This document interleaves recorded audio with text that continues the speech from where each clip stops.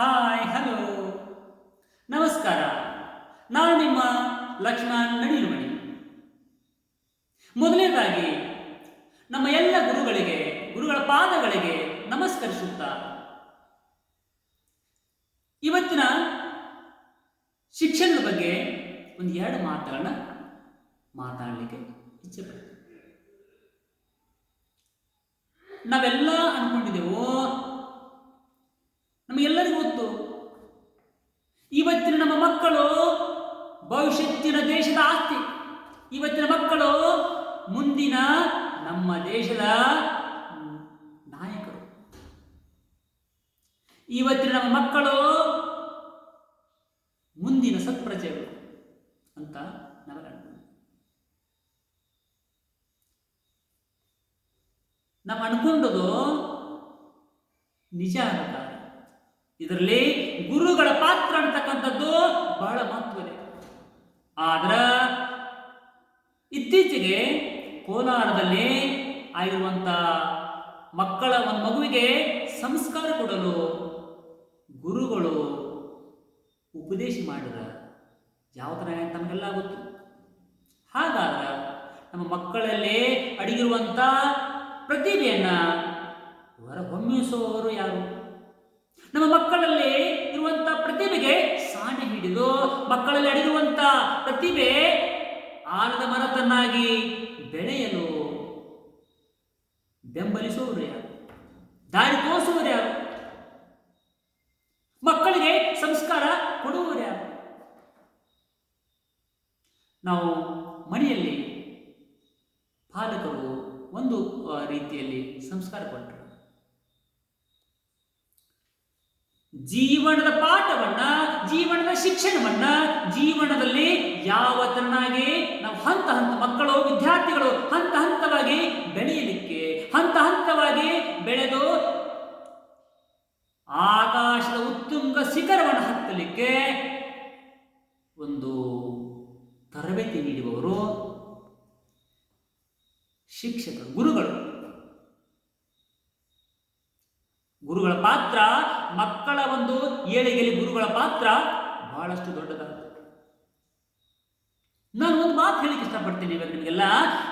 ನಾನು ಶಾಲೆಯಲ್ಲಿದ್ದಾಗ, ನಾನು ಕಾಲೇಜಲ್ಲಿದ್ದಾಗ ನಮ್ಮ ಶಿಕ್ಷಕರು ಹಲವಾರು ಸಾರಿ ಬೈದಿದ್ದು, ಹಲವಾರು ಸಾರಿ ಹೊಡೆದಿದ್ದು ನಮಗಿನ್ನೂ ನೆನಪಿದೆ. ನಮ್ಮ ಜನರೇಷನ್, ನಾವೊಂದು ಶಾಲಾ ಕಾಲೇಜಿಗೆ ಹೋಗುವಾಗ ನಮ್ಮ ಶಾಲಾ ಶಿಕ್ಷಕರಾಗಿರ್ಬೋದು, ಕಾಲೇಜಿನ ಪ್ರಾಂಶುಪಾಲರಾಗಿರ್ಬೋದು, ಎಷ್ಟೋ ಸಾರಿ ಬೈದಿದ್ದನ್ನು, ಎಷ್ಟೋ ಸಾರಿ ಹೊಡೆದಿದ್ದ ಪ್ರತಿಫಲ ಇವತ್ತ ನಾನು ಮುಂದೆ ಬಂದು ಕೂತು ಒಂದು ಎರಡು ಮಾತು ಮಾಡ್ತೀನಿ. ಒಂದು ವೇಳೆ ಏನಾದರೂ ನಮ್ಮ ಶಿಕ್ಷಕರು ಬೈದೇ ಇದ್ರ, ನಮ್ಮ ಶಿಕ್ಷಕರು ಹೊಡೆದೇ ಇದ್ರ, ನಾನು ಇವತ್ತು ನಿಮ್ಮ ಮುಂದೆ ಎರಡು ಮಾತು ಮಾತಾಡಕ್ಕಾಗ. ಅದಕ್ಕೋಸ್ಕರ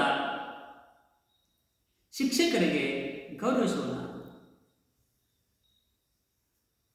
ನಾವು ಹಳೆಯ ಕಾಲದ ಗುರುಕುಲ ವ್ಯವಸ್ಥೆ ಇವನ್ನ ನೆನಪಿ ಬರ್ತದೆ ಒಂದು ವಿಚಾರ.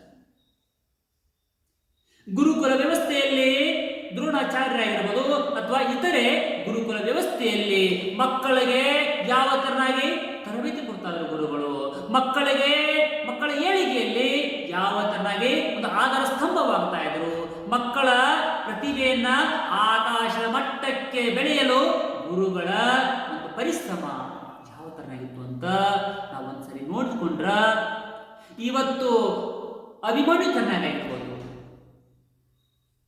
ಅರ್ಜುನ ಚೆನ್ನಾಗಿರ್ಬೋದು, ಇತರೆ ಒಂದು ವ್ಯಕ್ತಿತ್ವದ, ಇತರೆ ಒಂದು ಗುರುಕುಲ ವ್ಯವಸ್ಥೆಯಲ್ಲಿರುವಂಥ ವಿದ್ಯಾರ್ಥಿಗಳ ತರನಾಗಿ ನಮ್ಮ ಮಕ್ಕಳ ಬೆಳಿಬೇಕಾದ್ರೆ, ನಮ್ಮ ಮಕ್ಕಳ ಆಕಾಶದ ಉತ್ತುಂಗ ಶಿಖರವನ್ನ ಕೈಯಲ್ಲಿ ಹಿಡಿಬೇಕಾದ್ರೆ ಗುರುಗಳ ಪರಿಶ್ರಮದಿಂದ ಮಾತ್ರ ಸಾಧ್ಯ. ಅದಕ್ಕೋಸ್ಕರ ಗುರುಗಳಿಗೆ ಪ್ರತಿಯೊಬ್ಬರು ಗೌರವಿಸುವ, ಗುರುಗಳಿಗೆ ಪ್ರತಿಯೊಬ್ಬರು ಗೌರವಿಸಿ ನಮ್ಮ ಮಕ್ಕಳ ವ್ಯಕ್ತಿತ್ವ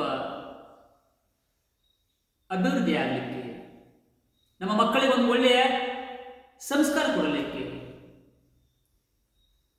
ಒಂದು ಆಧಾರ ಸ್ತಂಭವಾಗಿರುವಂಥ ಗುರುಗಳಿಗೆ ಸಹಕರಿಸಿ ಗೌರವಿಸಿ ಅಂತ ಹೇಳ್ತಾ ನಮ್ಮ ಗುರುಗಳಿಗೆ ನಮಸ್ಕರಿಸುತ್ತಾ ನನ್ನ ಎರಡು ಮಾತನ್ನು